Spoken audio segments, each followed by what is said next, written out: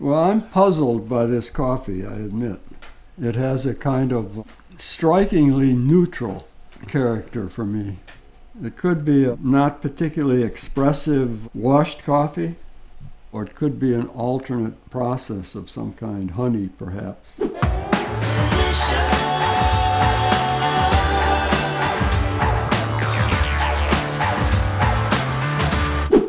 Well, I guess this is an alternative process, Costa Rica of some kind, perhaps a honey process.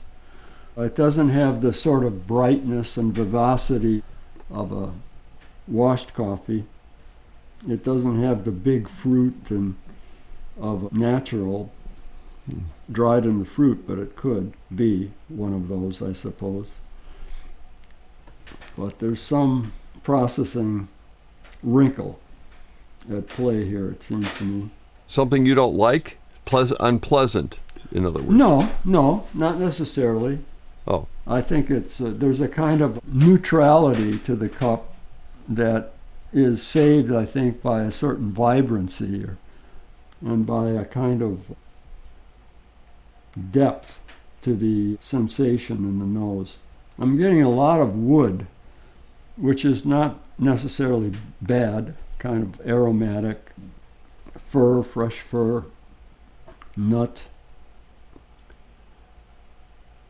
and some deep-toned fruit. What fruit you getting any?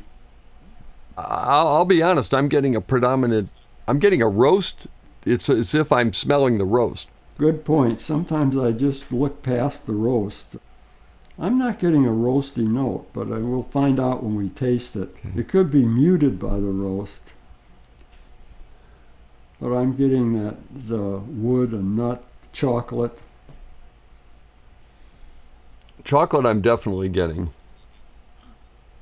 We sometimes use the descriptor at Coffee Review of cocoa nib or cacao nib. Have you tasted them? They're sold as very natural chocolate. It has the cacao nib it has a chocolate as well as a kind of a nut taste. I'm getting that, but I guess there's a kind of a deeper chocolate and a kind of raisin maybe.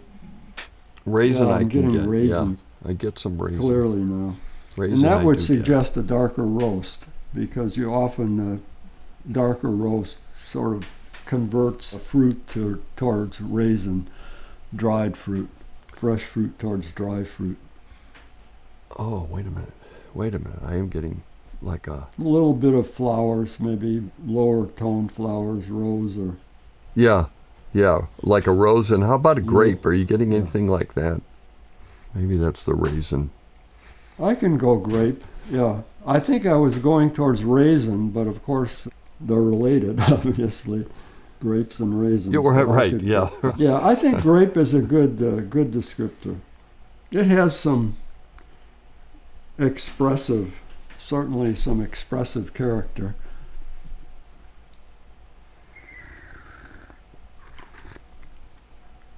Yeah, I think it's probably been flattened a bit in the roast.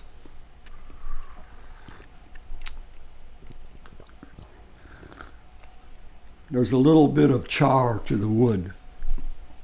The fir or whatever wood has a little char to it. It's not a aggressively dark roast. Right, it's not a pizza or a Starbucks. I'd love to know the agtron on this, though. I'm curious. Jason, what's the agtron on number 5?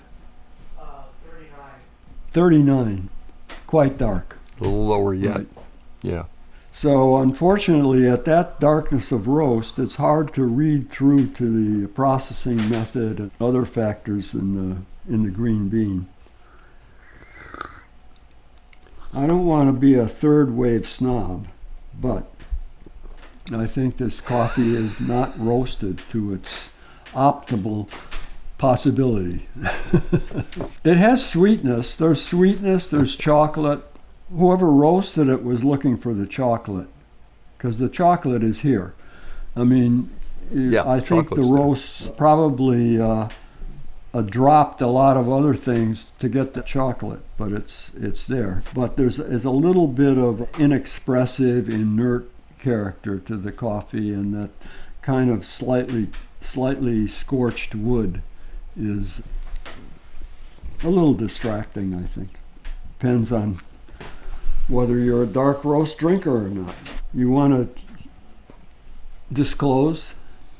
Yeah, I do. This is Coffee Klatch, and this is they say there's not much on the package it's going to really tell you, other than it says natural dry process.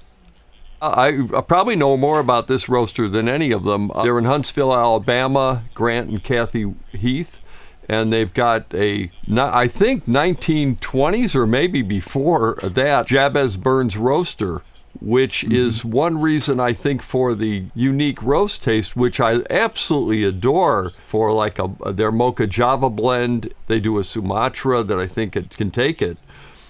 But this coffee, of course, it's a little bit more controversial for me. The roast sits on this coffee a little bit. I want to clarify something, particularly for those of us out here in California, that Klatch Coffee is a different roasting company from Cafe Klatch. Klatch Coffee is in Southern California, and it does a very different style of roasting. Oh, night and day. Yes. Now, I like these guys. First of all, they're from the early days of specialty as well. Their steadfast adherence to a style of that time period, but using an old vintage roaster that would have been almost from the turn of the last century. Doubt that they're using any kind of scientific appliances like Agtrons and everything like that to verify. It's a love or hate thing, perhaps. But it's not nearly as dark as Starbucks, but it is a longer roast time, I would assume. And I think that it's a tribute to the specialty coffee that we have diversity among roasters. All the more credit to them for sort of standing pat and supporting a certain approach. please like and subscribe if you want to see more shows like this.